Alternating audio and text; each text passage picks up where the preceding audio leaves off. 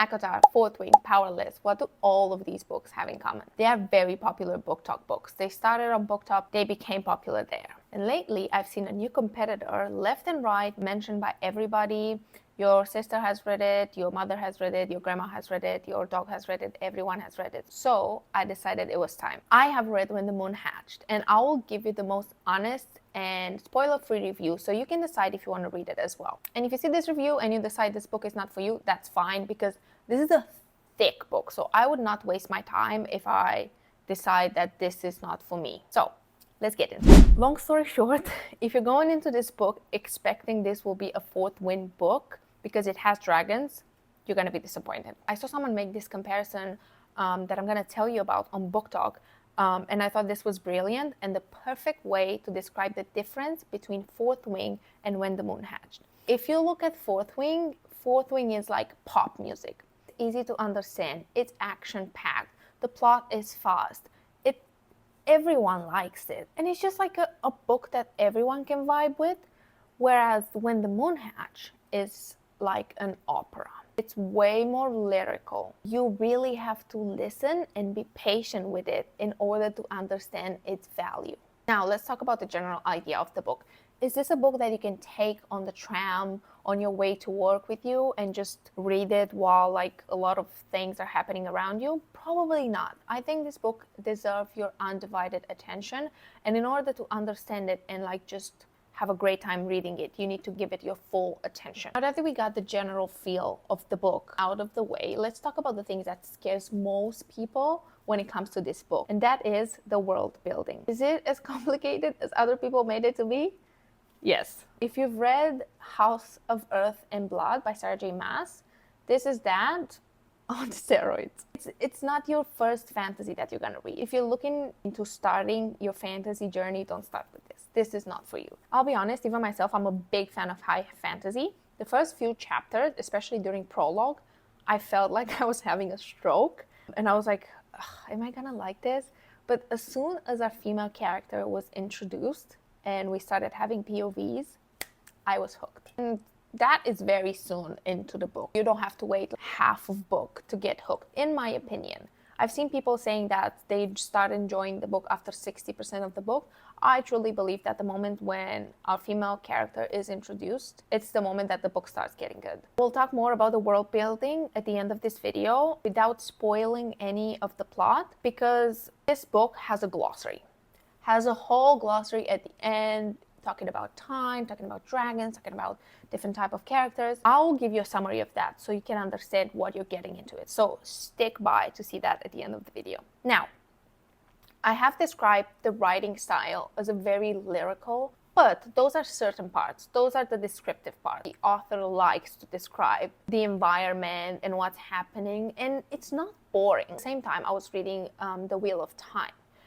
And that author is a yapper with like 10 paging describing a room that we're never gonna see again. What Sarah Parker did, she described things in order to help you see and understand how beautiful this world is. So I think those parts were necessary in my vision and I love them. The other thing that just made me love this book is that the character, the humor, everything as I was reading, it made me feel like I was reading a combination of Game of Thrones and any of the Leigh Bardugo's books. The female main character has the humor of Tyrion Lannister, if you get that.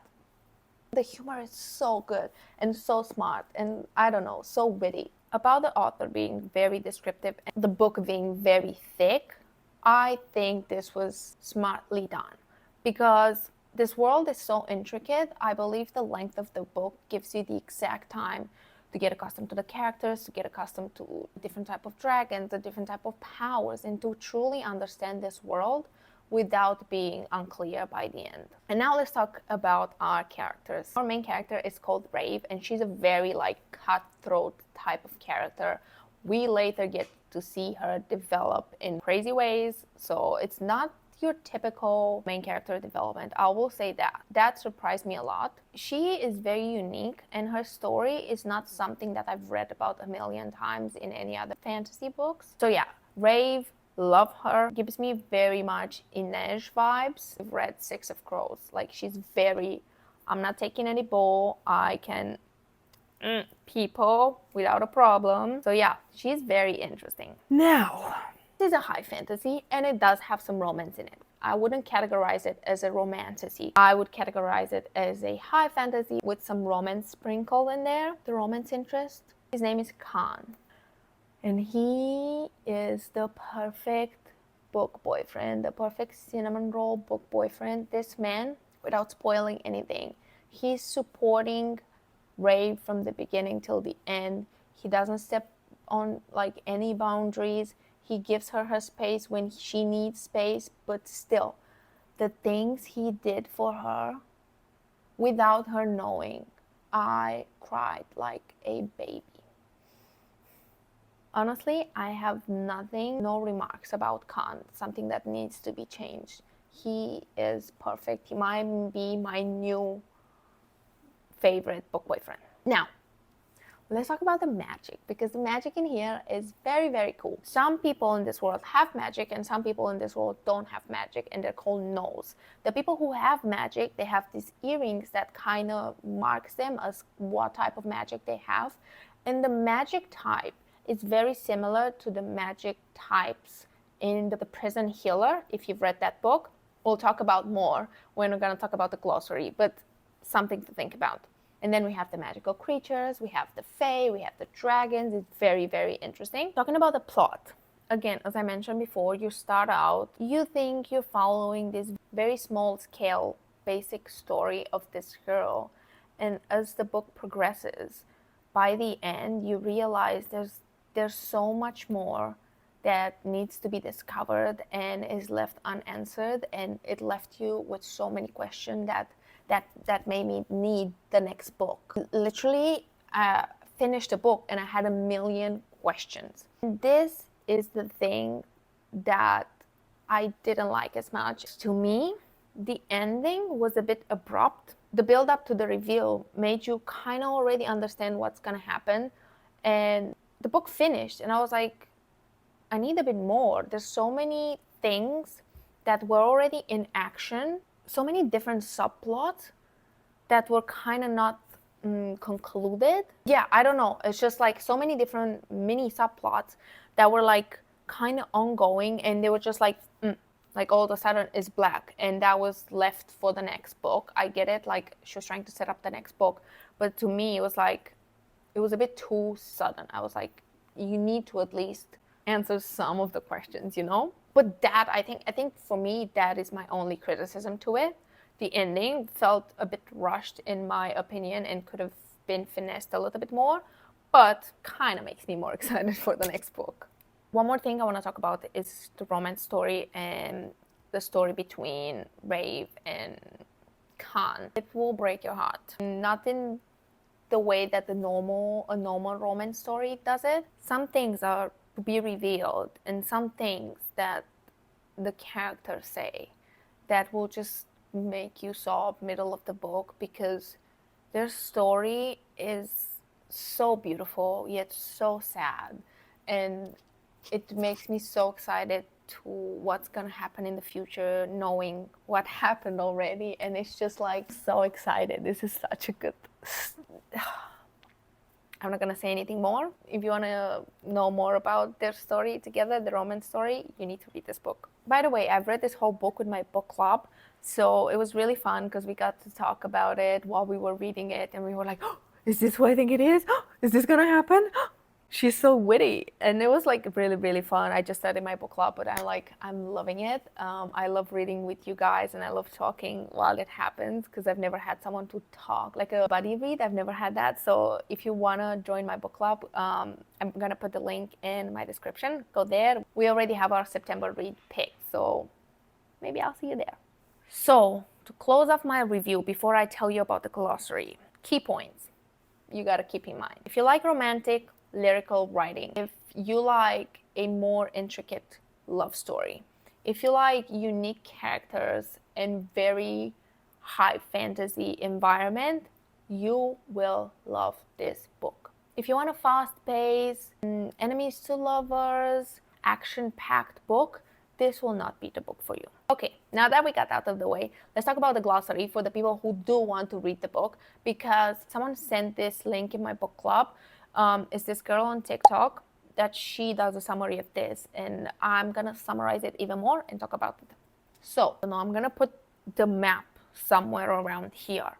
So this world is a globe, and the world is split in 3 parts, which is up the top, the burn, middle, the fade, and down we have the shade. These never change. In the burn, there's always sunny. In the fade is always kind of like this sunsetty kind of world, and in the shade is always dark. This is what you need to know about the parts of the world. Now, they don't have day and night, they have day and slumber, because it's like in some parts it's never night and in some parts it's never day, you know. They call them day and slumber. And then one aurora cycle means 1 day, and 1 phase means 1 year. This world doesn't rotate, but they have these aurora cycles that are happening. Now, you have 5 elemental gods that give you the 5 elemental powers: Kalis, Claude, Rain, Ignos, and Boulder. Kalis is the god of ether, like the space and everything. Claude is the god of air. Rain is the god of water. Ignos, fire. Boulder, earth. These all gods, they all sing songs.